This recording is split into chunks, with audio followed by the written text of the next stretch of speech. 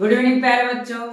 आज हम आपको सूरदास का जीवन परिचय बताएंगे, जो कक्षा 10 का हिंदी का पद्य का पहला जीवन परिचय यानी पहला पाठ है और उनका पहला जीवन परिचय है। और हमने इससे पहले आपको गद्य का 3 महत्वपूर्ण जीवन परिचय आचार्य रामचंद्र शुक्ल, जयशंकर प्रसाद और डॉक्टर राजेंद्र प्रसाद का जीवन परिचय दे दिया है और वीडियो आप देख सकते हैं और अच्छे से याद कर सकते हैं और उसी में से आपका पूछेगा। आज मैं आपका पहला पद्य का जीवन परिचय है जो सूरदास जी का, आज मैं आपको जीवन परिचय याद कराऊंगा जो आसानी से याद हो जाएगा। और मैं ट्रिक जो बताता हूँ जिसको आप देख लेंगे एक बार तो समझ में आ जाएगा और याद हो जाएगा।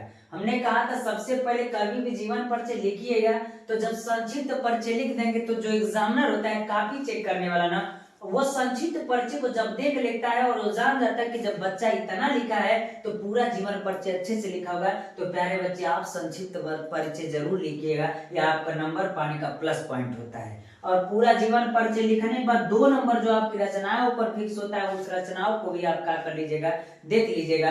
संक्षिप्त परिचय क्या कर रहा है, इनका नाम जो है यानी सूरदास इनका संक्षिप्त परिचय नाम सूरदास है। जन्म कब हुआ था तो कहेंगे 1478 ईस्वी में हुआ था। और जन्म स्थान क्या था तो कहेंगे जन्म स्थान क्या था इनका रुनकता था। और इनके पिताजी का नाम पंडित रामदास था, इनके पिताजी का नाम पंडित रामदास था और इनके गुरु का नाम आचार्य वल्लभाचार्य था, इनके गुरु का नाम आचार्य वल्लभाचार्य था। और किस भक्ति के कवि थे तो कृष्ण भक्ति के कवि थे, यानी कृष्ण भगवान की भक्ति किया करते थे।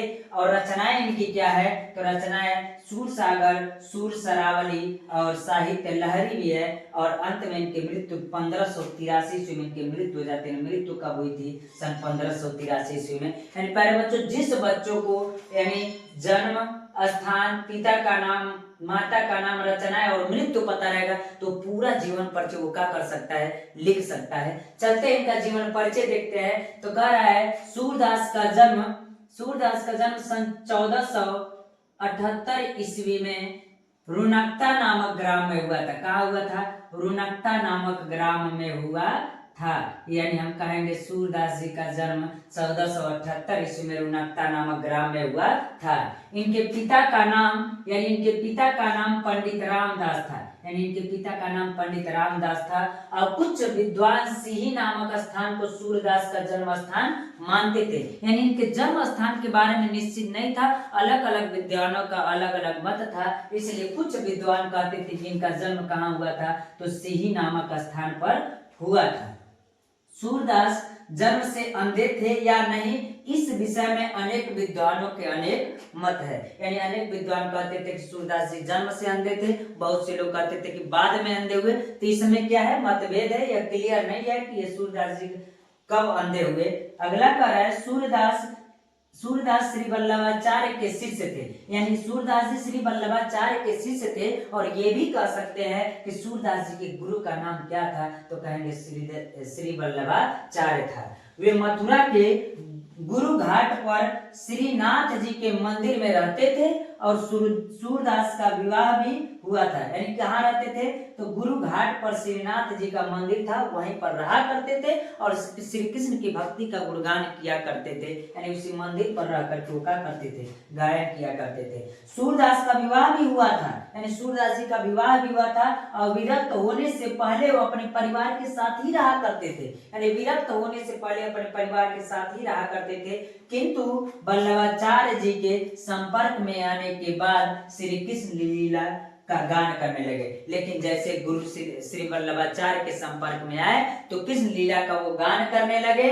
और इस प्रकार श्री कृष्ण का गान करते हुए सन 1583 ईस्वी में इनका देहांत हो गया था। तो हम कहेंगे वो श्री कृष्ण का गुणगान करते हुए श्री कृष्ण के भक्ति में लीन होकर के और श्री कृष्ण के भक्ति में लीन होकर उनको गुणगान करते हुए, गान करते हुए सन 1583 ईस्वी में इनका देहांत हो गया था। और उनकी प्रमुख रचनाएं कौन थी तो सूर सागर, सूर सरावली और साहित्य लहरी इनकी प्रमुख रचनाएं थी। और मैं प्यारे बच्चों बता दूं आपको, जीवन परिचय लिखने से मतलब नहीं है, उनकी रचनाओं पर अलग नंबर मिलता है, इनकी जीवन परिचयों पर अलग नंबर मिलता है, इसलिए इनकी रचनाएं भी लिखी, इस पर 2 नंबर फिक्स होता है। इसलिए प्यारे बच्चों इनकी रचनाओं को याद रखिएगा और उम्मीद कर रहे हैं कि सूरदास का जीवन परिचय आपको याद हो गया होगा। और आपको मैं इसका 2 जीवन परिचय और दूंगा जिसको आप याद कीजिएगा और इससे बाहर से नहीं आएगा। आज के लिए इतना रहने देते प्यारे बच्चों, धन्यवाद।